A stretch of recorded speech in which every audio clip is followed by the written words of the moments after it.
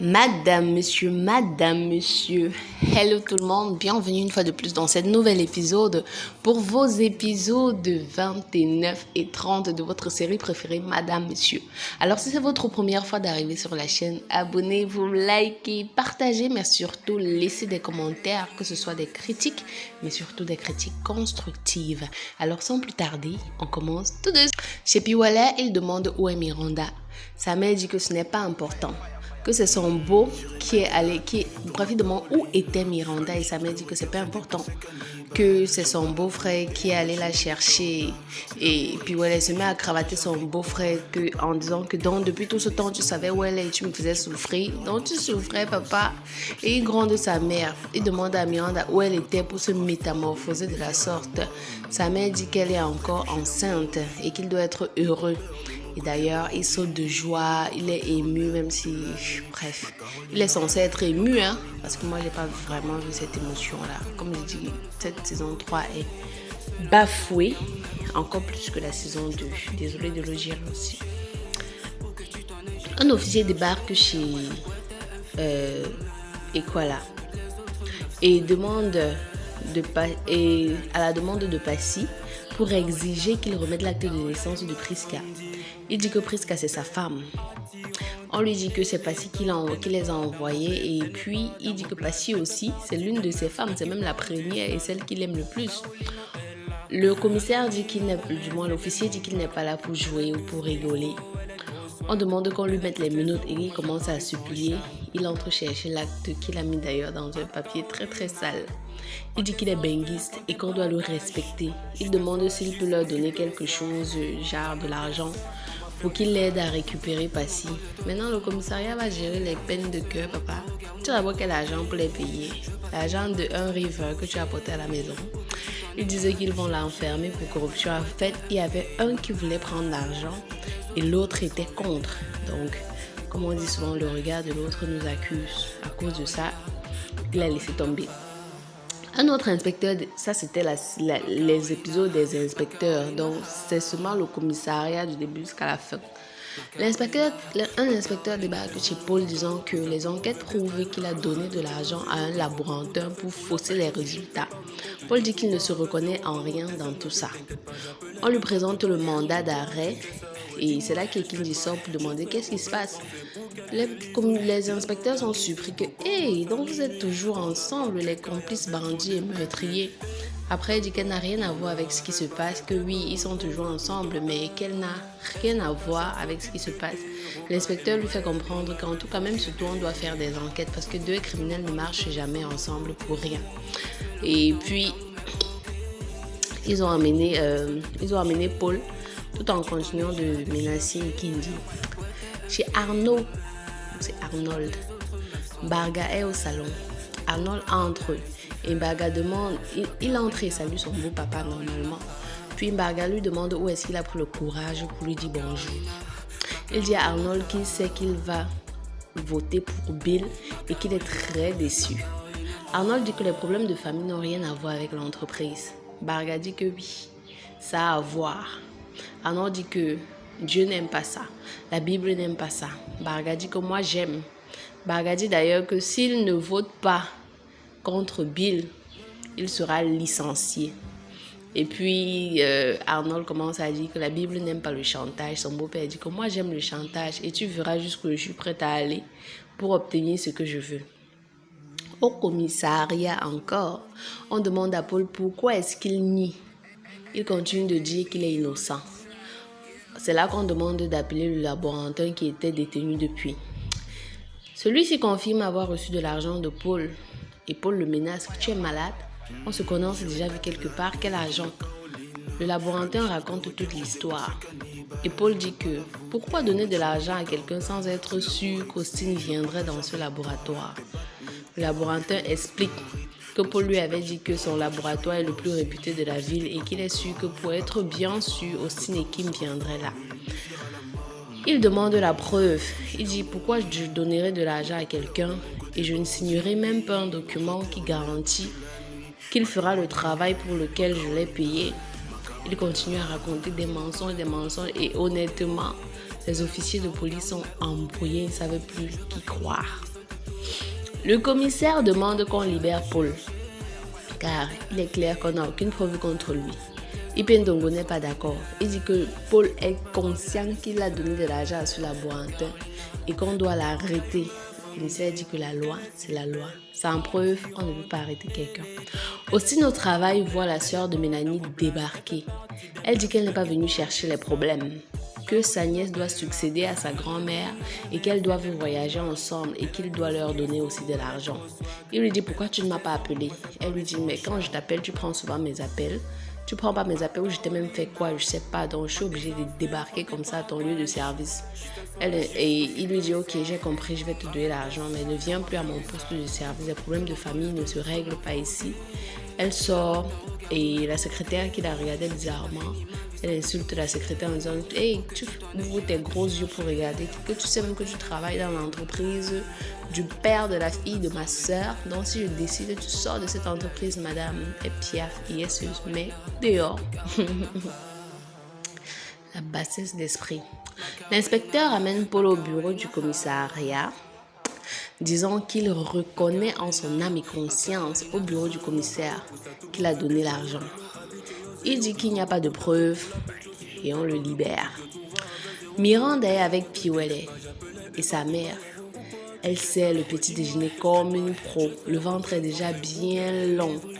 Mon frère, la série, non, c'est-à-dire que vous nous prenez pour des cons ou bien ça c'est un réel échec. Sérieux, sérieux, sérieux. C'est la série la plus populaire, mais ce n'est en rien la meilleure série africaine du moment. Seulement, c'est-à-dire, tous les événements suivent toujours leur cours normal. On voit toujours Barga, jour 1, jour 2, jour 3. Donc, c'est que le temps n'est pas passé. On sait que le temps n'est pas passé. Ils ont vraiment une très mauvaise gestion de la chronologie des événements dans cette série. On veut nous montrer que Noël est déjà à 4 mois de grossesse. On n'a même pas mis quelque part 4 mois plus tard pour voir un peu, pour nous montrer que oui, elle a évolué avec sa démarche, qu'elle apprenait à marcher sur les talons. Elle a évolué avec son langage, elle a évolué avec son style vestimentaire. Son ventre a grossi entre-temps. Peut-être du côté de Bill, tel est déjà en prison, du côté de tel ils sont déjà au commissariat, du côté de Mbarga telle chose s'est passée dans l'entreprise. Rien de tout ça. On nous montre juste une personne qui a un gros ventre, mais la vie des autres autour continue normalement. Genre rien. Bref, je sais pas si vous pouvez comprendre ce que je suis en train d'expliquer là, mais c'est bafoué, c'est du gros, c'est bafouillage, c'est bafou quoi. Passim remet à Prisca son acte de naissance. Elle lui donne l'argent de transport pour retourner au village. Elle remercie et s'agenouille en pleurant, en demandant pardon. Elle dit qu'elle reconnaît avoir fait du mal, que si Passim lui laisse une deuxième chance, qu'elle ne fera plus jamais ça de sa vie, qu'elle ne veut pas rentrer au village, qu'elle veut juste travailler. Passim est touchée, mais après, Passim lui dit que je ne peux pas. Le serpent ne me pique pas 2 fois. Bon voyage Prisca, tu trouveras sûrement une autre famille chez qui tu pourras travailler. Tu continueras ailleurs, bonne chance. La notion de censure n'a pas atteint la majorité dont le conseil d'administration doit voter et on demande aux autres qui ne sont pas de l'administration de sortir de la salle de réunion. Le commissaire reprimande le laborantin d'avoir expressément fait un faux test d'ADN. Que peut-être c'était même une erreur professionnelle, mais qui n'a pas voulu admettre son tort. Il a rejeté sa faute sur quelqu'un d'autre. Elle fait entrer un deuxième officier à qui elle demande de préparer son déferlement et de conduire devant le procureur. Le laboratoire exige son argent qu'il a donné à Ipendongo devant le commissaire. Vous vous souvenez des 150 000 qu'il a donné à Ipendongo pour le corrompre, de l'aider à sortir de prison. Il dit que je ne peux pas partir à sortir de ce livre. Il dit je ne peux pas partir en prison et toi tu as mes 150 000. Donne-moi mon argent. Le commissaire lui demande de quel argent vous parlez. Il dit qu'il a mon argent. Elle demande à l'officier de le sortir, mais à Ipendongo elle demande de rester. C'est là qu'elle commence à dire à Ipendongo que tu ne changes pas, Tu es toujours la même personne. Bref, elle lui fait une morale pas possible. On demande à Monsieur Kamdem lequel des deux associés il soutient. Il fait genre, il hésite beaucoup, mais il finit par dire Mbarga, à la surprise de tout le monde et surtout de Cathy. Et Mbarga se met à sourire, genre un sourire mesquin, un sourire de victoire. Bref, vous connaissez Mbarga. Le commissaire interroge Ndongo, qui nie jusqu'à la gare avoir pris l'argent du laboratoire. Il dit qu'il constate que ce laboratoire a l'habitude de mentir sur le nom des gens. Le commissaire sort l'enregistrement de leur conversation. Elle chasse Ndongo. Elle lui demande d'aller chercher l'argent. Et elle rappelle l'autre officier avec le laboratoire pour récupérer son argent avant d'aller chez le procureur. Elle rappelle un pour le féliciter d'avoir mis l'enregistreur sur le bureau de Ndongo. Quand ce sera... En tout cas, apparemment, on avait mis un enregistreur sous le bureau de Ndongo. Donc, elle sait qu'il avait pris l'argent, vu qu'elle lui a fait écouter aussi l'enregistrement à lui-même. Et face au fait, il ne pouvait plus dire un seul mot. Moi, la question que je me demande, c'est que l'officier qu'on félicite d'avoir mis l'enregistreur sous le bureau de Ndongo, quand ça sera son tour, qui va l'enregistrer? Anyway, Mbarga exprime sa joie face à Cathy et il dit face à sa femme. Et il dit qu'il trouvera un autre poste pour Bill, qu'il trouvera un autre endroit où Bill pourra travailler pour gagner de l'argent. Sa femme aussi lui fait la morale. Tu n'as pas honte. Oh, rivaliser ton fils. Oh, ceci, cela. Oh, machin, quel genre de père es-tu? Bref, les discours de tous les jours. Bill entre au bureau de Passy et il discute au sujet de Anna. Et il dit que son père, finalement, il n'est plus à la tête de l'entreprise. C'est là que Passy commence à lui dire, tu vois pourquoi c'est bien d'avoir son propre business, de se lancer dans l'entrepreneuriat. Comme moi, je suis ici, personne ne peut venir me dire de me mettre dehors parce que j'ai ma société. Personne ne peut me dire d'arrêter ou bien de voter sur quoi que ce soit pour que ma place soit menacée ou quoi que ce soit. Bref, Cathy demande à Kamdem pourquoi est-ce qu'il a fait ça. Elle dit que est-ce que tu connais Mbarga? Il est prêt à tout, il est mesquin, il peut même sortir avec ta fille. Kamdem se marie, qu'il va voir ma fille ou pour sortir avec elle, ou bien que ma fille va regarder quoi sur Mbarga jusqu'à sortir avec lui. Il dit qu'il a ses intérêts dans l'entreprise et qu'il ne mélange pas amitié et business, qu'il a les actions là-bas à protéger et que ce que Bill a fait, lui, il ne peut pas excuser ça. Un autre jour, il va lapider tout l'argent de l'entreprise et si on laisse passer ça cette fois-ci, ils ne pourront s'en prendre qu'à eux-mêmes si ça arrive une prochaine fois. D'ailleurs, elle dit que je ne sais pas pourquoi vous les vieux hommes d'aujourd'hui, vous aimez toujours regarder les petites filles. Il dit que les petites filles sont pleines d'énergie. Elles sont fraîches. Elles nous donnent ce que vous ne nous donnez pas. Et on aime ça quand elles nous pilotent, quand elles font ceci, cela, ou quand elles prennent telle position. Ça nous permet de nous sentir jeunes, de nous sentir vivants, de vibrer. Sophie arrive au commissariat pour porter une plainte de disparition pour sa sœur. Et Ndongo refuse de la recevoir. Il dit qu'il est de mauvaise humeur. Personne n'a le temps pour la recevoir. Ndongo a du temps, mais il dit qu'il ne peut pas la recevoir. C'est là que la commissaire sort et le gronde qu'il va sauf que la recevoir, que l'argent là ne l'a pas encore tourmenté. Austin arrive à la maison et Kim annonce qu'elle est enceinte, qu'ils seront de nouveau papa et maman. Il la porte, ils s'embrassent, la joie déborde et tout et tout. Papa le connaît chez Sophie, il demande où est sa fille. Sophie dit qu'elle ne sait pas.